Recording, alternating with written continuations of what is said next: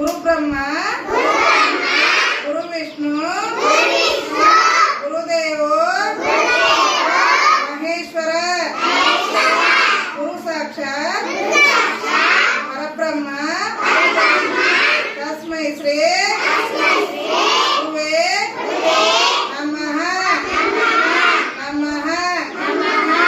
ಇವತ್ತ ಏನೈತಿ ಗುರು ಪೂರ್ಣಿಮೆಯ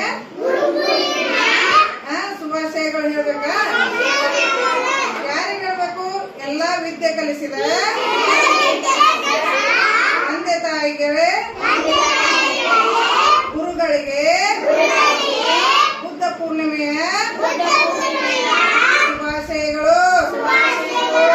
ಯಾರ್ಯಾರ ವಿದ್ಯೆ ಕಲಿಸ್ಯಾರ ನಮ್ಗ? ಮೊದಲು ತಂದೆ ತಾಯಿ, ಆಮೇಲೆ ಅಕ್ಷರ ಕಲಿಸಿದ ಗುರುಗಳು. ಇವರಿಗೆಲ್ಲ ಏನ್ ಹೇಳ್ಬೇಕು? ಬುದ್ಧ ಪೂರ್ಣಿಮೆಯ ಶುಭಾಶಯಗಳು.